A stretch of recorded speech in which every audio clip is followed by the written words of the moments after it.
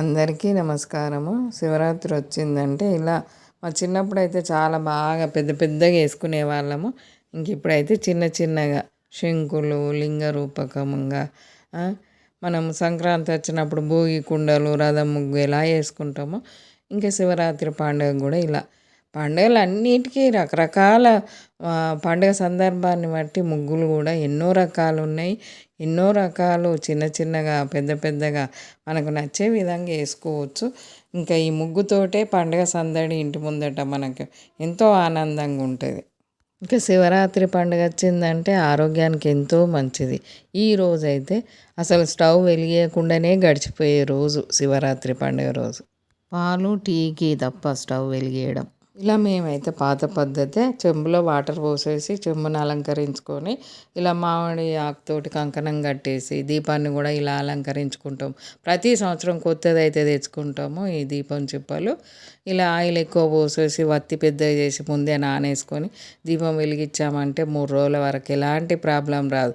ఇంక ఈసారి కొంచెం పైన గాలి బాగా వస్తుంది ఎలానో ఏమో అనుకున్నాం, కానీ డోర్లు తీసినా కానీ చాలా బాగున్నది. ఎలాంటి ప్రాబ్లం రాకుండా 3 రోజుల వరకు దీపం వెలుగుతూనే ఉన్నది. ఇలా పసుపు గౌరమ్మని చేసి దూదితోటి ఇలా వస్త్రం చేసేసుకొని 2 పూలు పెడితే సింపుల్గా అయిపోతుంది. ఎండు కొబ్బరి పోక కజరపండు కలశంలో బియ్యము జాకెట్ పీసు ఇంక ఇవి తెల్లవారు ఎత్తుతాము. కలశంలో కొందరు వాటర్ పోసుకుంటారు, బియ్యం పోసుకుంటారు. మేమైతే బియ్యమే పోసుకుంటాము. అన్ని రకాల పండ్లు పెట్టేసుకుంటాము. తెల్లవారు బియ్యం వండి తెల్లన్నం వండుతాం, తీపన్నం వండుతాము, కూరగాయలన్నీ కలిపి వండి నైవేద్యం పెడతాం. ఇది 3వ రోజు ఇలా మామూలుగా దీపం వెలుగుతూ ఉన్నది కదా అని అరటిపండు పెట్టేసి దండం పెట్టేసుకున్నాము. పైన గాలి వస్తుంది ఎలా ఉంటుందేమో దీపం అనుకున్నాం, కానీ చాలా బాగున్నది. ఎలాంటి ఇబ్బంది రాకుండా చాలా సంతోషంగా మనకు డోర్లు తీసి ఉన్నా కానీ మంచిగా 3వ రోజు వరకు ఇంకా వెలుగుతూనే ఉన్నది. అలంకరణ అంటే మన ఇష్టాన్ని బట్టి ఓపికని బట్టి చేసుకోవచ్చు. పద్ధతుల మటుకు ఇది పాత పద్ధతి. ఇంకా ఇలానే పెట్టుకుంటాం ఎప్పటికీ ప్రతి సంవత్సరం. ఇంకా ప్లేసుని బట్టి మనము ఓపికని బట్టి అన్ని రకాల అలంకరణలు చేసుకోవచ్చు.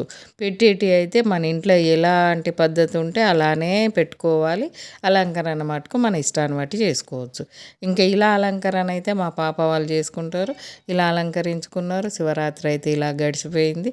ఎంత మన ఇష్టాన్ని బట్టి చేసుకోవచ్చు. ఇది ఇట్లా అట్లా అనేది ఏముండదు. ఈ శివరాత్రికి అయితే వంట పని ఏముండదు.